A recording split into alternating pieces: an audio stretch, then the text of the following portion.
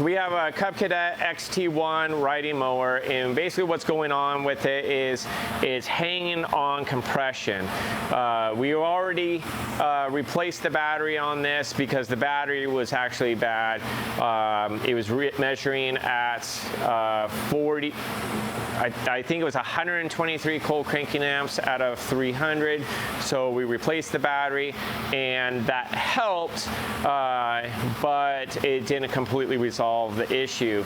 So normally it can be a couple things. Sometimes the starter starts to wear out, and so the brushes wear out, so it's not able to transfer as much power to crank over the engine. More often than not, though, we see that the valves are overlooked and they become out of lash. And so what happens is they're closed all the way. Instead of bleeding off a little bit, there's a little bump on the cam to help kind of bleed off a little bit of that compression. So what happens is if the lash is out, there's too far, then as the cam rotates, it can't bleed off a little bit of that compression. Let me grab a cam from a Briggs engine and I'll show you what I'm talking about. This is a cam out of a Briggs engine, and on this cam you can see there is this little bump right here.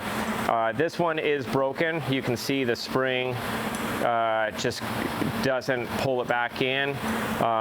It just kind of flops around, which is not normal. So what it's supposed to do, it's supposed to be in like so, so you have that little bump sticking up. So as the tappet hits and rides along this cam lobe here, it bumps open the valve just a little bit to release some compression, so it doesn't hang on compression on some of these engines and stuff. So that's why they do that. Otherwise they have to have like a high torque starter, and they use these cheap starters on these things. Well, cheap in essence to some degree, but anyway, this has to be working properly, and your valves have to be adjusted properly in order for this to work. And then what happens is as the engine rotates, this stays closed, and then once it speeds up, it fires off, this spins out, and you can see right here on the cam lobe, it goes from a bump to nice and flat. So then it increases the compression once it fires off. So basically that's kind of what I believe is going on. So we'll go ahead and take the hood off. It just rocks back, and then you just disconnect this plug and you can pull it off. Now we have our valve covers here and over here. So let me grab a few tools because we got to pull the spark plug out on both sides. So we're going to pull the spark plugs out.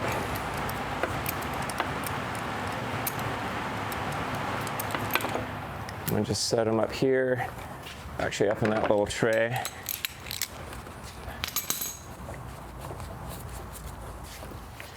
Pull this one out.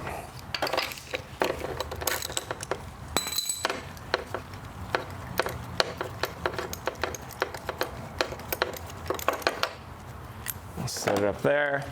Now I need to grab a Torx so I can take those off. So we're only going to take one side off at a time.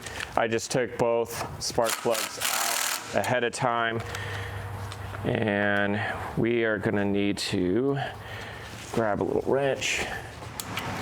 So I got to break them loose by hand because these are on there pretty good. I don't think the valves have been adjusted. They usually use some RTV sealant to hold the valve covers. He's got his peen, or he's going to do some cleaning. What I like to do is get in here and gently tap on it. I don't like to do that down here because down here a lot of oil usually tends to sit. Up here, not so much. So I always try to go from the top. Let me grab, or wait, let's do it right here too. And then just Usually I just get it in and kind of work my way that way. I really like to glue these in. Wow. There we go. We're gonna have some oil.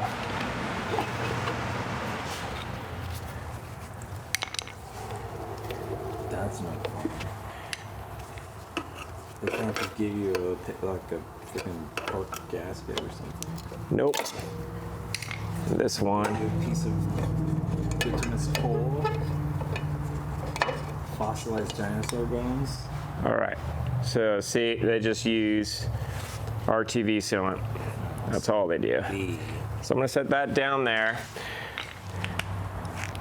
and then get. So this breather tube here, it's important. Make sure you do hook this back up. This is what operates your fuel pump, by the way. And that just connects right here into the valve cover, right on the top, right there. So I'll set this right down here.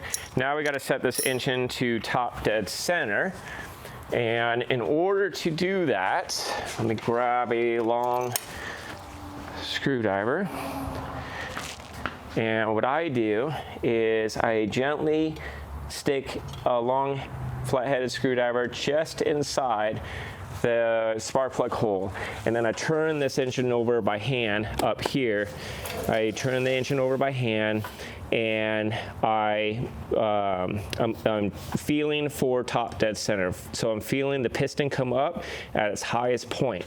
But what I'm also watching is you have your intake and your exhaust, and how you know which one's which.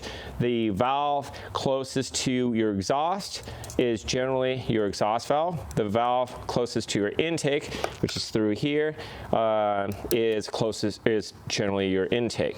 So what I'm doing is I'm watching where it's what it's doing.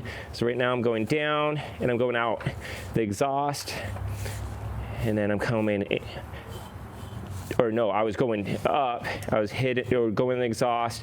Now I'm coming back up, and there's top, and then I'm gonna go again. That should go to exhaust. So it pushes out the exhaust, and now we draw air in, or fuel air in, and then we hit top dead center right there. So we want to stop there, and that's where we want to take our measurements and see where we're at.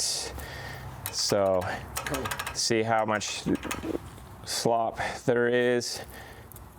So we're over 7 thousandths. Over 7,000? Are you over 9,000? I think we're over 11. That's 11. Oh my God. That's 11 on it. The problem with it being way out of lash, this should be at 5 thousandths, which is way less. It's about 6,000 here difference, and 9 thousandths here. So what happens is, if you notice, this little arm, this little nub right here for compression release, it's not much. So that little bit of difference can really account to a lot and have cranking issues. So we definitely got to get that back in the spec. We're going to go ahead and adjust the valve lash. They need to be 5 thousandths plus or minus a thousandths. So to adjust the valve lash on these, you got to break this keeper loose and get our feeler gauge.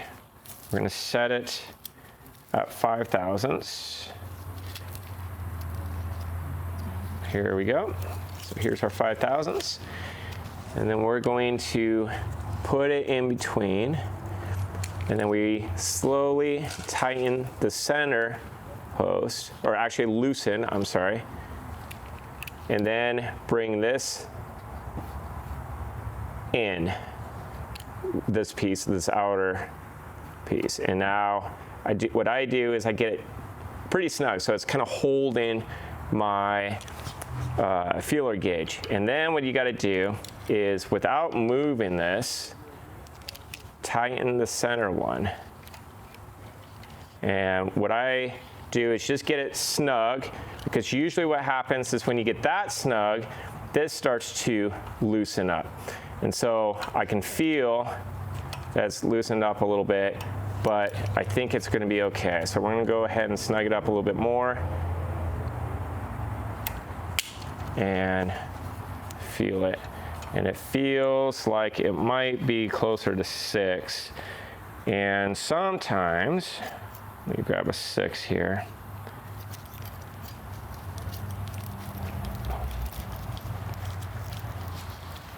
Okay, so 6, actually, yeah, it's hard to get a 6 in there. I can barely get it in there.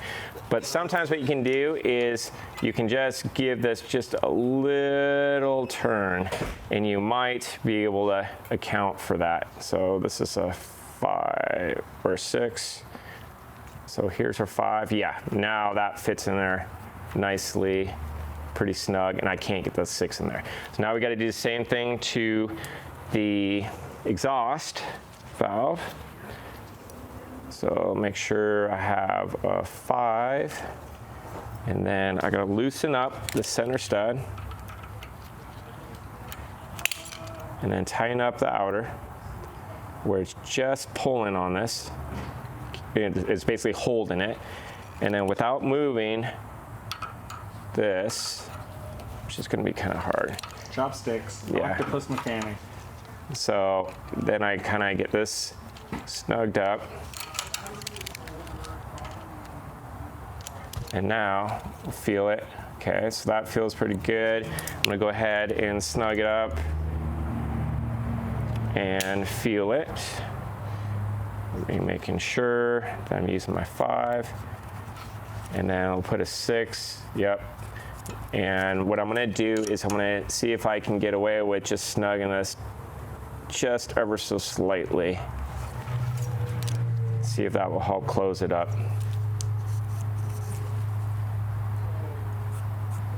Yeah, we're at 6. So I'm gonna go ahead and back this off. Back this off first, actually. And then loosen that. We're gonna snug it up a little bit tighter on my feeler gauge. Okay, so now it's holding it pretty good, but not too good. And then I'm gonna tighten up the center one, get it snugged. Yep, and I can still move it. I feel like that's gonna stay. So now I'm gonna go ahead and make sure this is good and snug. And now check it one last time, hopefully. Oop. Yeah, so it's tight, but I can get it in there. So now, before I close up on this side, I rotate the engine, put my little feeler in there, rotate the engine a few times. And this is where I would normally check it. I'm gonna go past, I'm gonna do it one more time. Okay, and then it's coming up.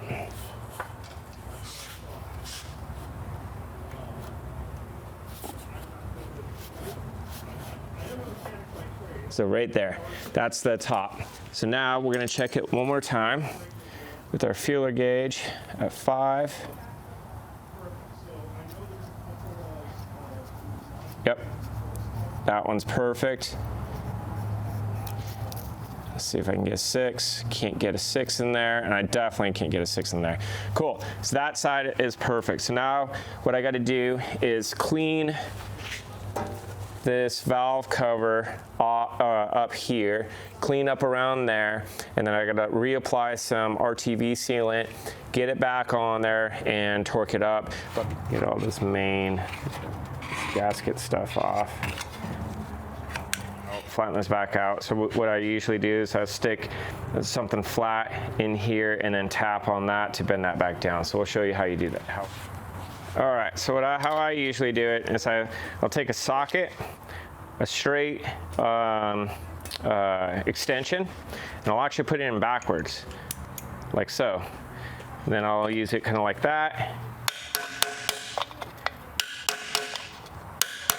We'll put a little bit of black RTV sealant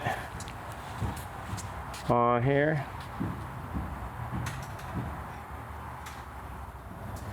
And if anything, I would get a little heavier towards the bottom.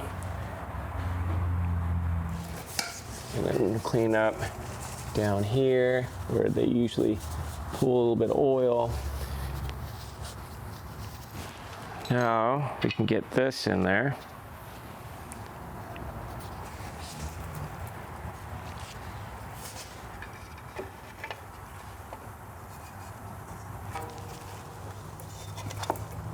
There we go. Get it just in place and get them started.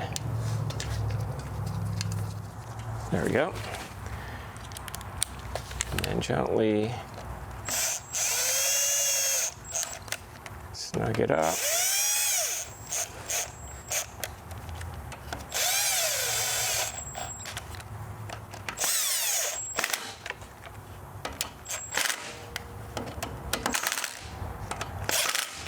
There we go.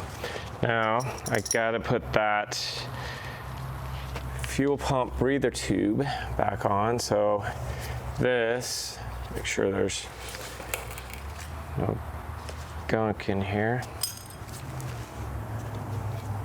Goes back on like so. And this guy.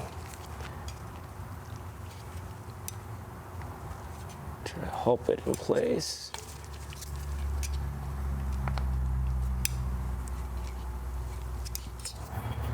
Perfect. So just making sure that it seats on there flush and connected properly. So now we can get on the other side and do the same thing.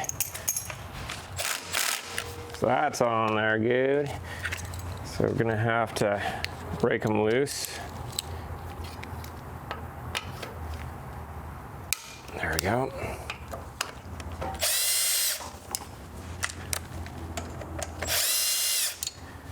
All right, so in order to take these off, basically same gig, I like to start from the top or work on the top because anything in bends, I'd rather not be down here where oil has a tendency to pool.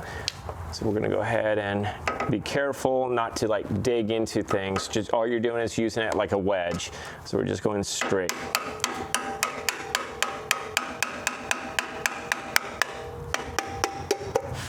Just like so. More oil. Oil spill. Hazmat cleanup request. There we go. Set that down there. Now we got to set this engine to top dead center. Now if I rotate this, you can see it moving in and out. So just doing this, I'm making sure I'm going straight up and down. I'm not pushing on it, digging on that piston or digging on the cylinder walls or anything. So if you do this, just make sure it's on there and it's straight so that you don't cause any possible damage. Okay, so now that is intake. So we're hitting top. And then this should be exhaust. And then intake. So right where you see exhaust and intake hit, you know, you don't want it in between there. So, because you're right there on that cam lobe where it's just in between. You want it where you have a lot of space in between. So if I do rock the engine just ever slightly, those valves aren't moving. So we're on the wrong stroke. So this is top dead center, but we're on the wrong stroke. So we want the other stroke. So we're gonna go intake, and we want it right there. So right at the top of the intake before the exhaust. And you can see when I rock this, those don't move. So now I'm just gonna make sure I'm right at the top with my feeler, and it is right there. So now we can go ahead and adjust. So let's first check, see what our lash is currently. It's supposed to be 5 thousandths plus or minus a thousandths. We're gonna just throw 1,000, 11,000, so nothing. So it's definitely not 11,000 either. We'll go 8. So we can go 8 on exhaust definitely 8 on intake. 8 is the most on this. Oops. So just 9. So 9 on intake, 8 on exhaust. We are way out of lash. We gotta break these loose. And then we need to loosen these up on the inside. I'm gonna do both. And then we're gonna set our feeler at 5.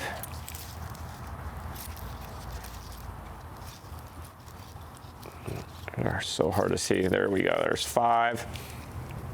And then we're gonna stick it in here, rotate this until it just gets pretty snug. Like you want it so it's kind of pretty snug, but you can still move it, but it can hold it.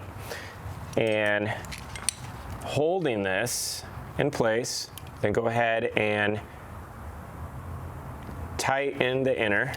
And as you do that, just get it snug, this should start getting a little easier, like so. So now I'm gonna go ahead and hold this in place and then really snug her up and then check it. We're at 5 thousandths. Like I know we can't go 6, so we're perfect. And then we're gonna do the same thing for the upper one. So we'll turn this in till it gets snug, but I can still move this. It's just I have to work on it. It's gonna hold it in place. I'm gonna hold this so it doesn't move, the nut. I'm gonna turn this in and snug it. Check. Yep, we're good. Now I'm gonna snug her up good. And check. And we're good. And I know we can't go 6 because I can feel that it's pretty tight. And just to show that real quick, where is it? 7, 6. So keep these 2. So this is a 6, and I can't get that in. Last thing I do is I rotate it again with my feeler gauge, rotate a few revolutions.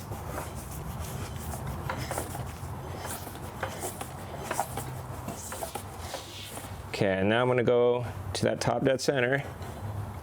And if you pass it, you can rotate backwards with your hand. So right there. Now we're gonna check it again, make sure we're at 5. And we're at snug at 5. And we're snug at 5. I can't even get 6 in. I can't get the 6 in. So now we clean it all up, straighten these out again, and put some RTV sealant after we clean everything up, and then reinstall. All right, so now we got our RTV sealant on there.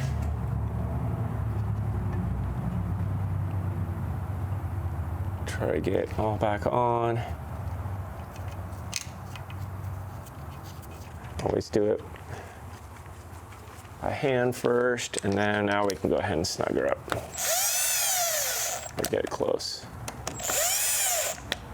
I like to kind of get everything kind of evened up and then tighten it. There we go. So now I gotta clean up some of this oil and reinstall this hood and fire it up. I also got to put the spark plugs back in. So let's do that real quick. I set them up here in this little cup.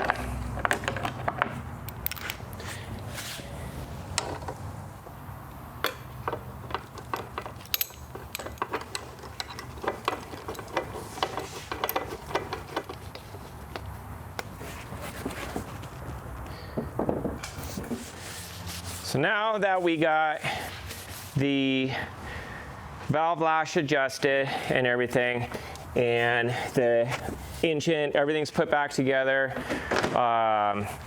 we go ahead and fire it up and make sure everything's working. So we gotta put the brake pedal down, put it on park. Need to grab the key here. Turn on the choke.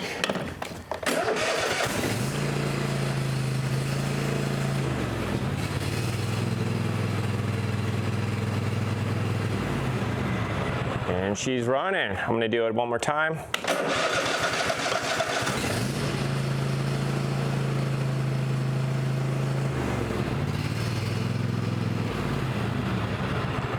And there we go. So that's how you adjust the valves when you have a hard start issue when it hangs on compression. So if you need to do that on a single cylinder, it's exactly the same process, except you only have one instead of two. But now I just got to pressure wash this, get this cleaned up, get all the oil off of there, and then return it to the customer.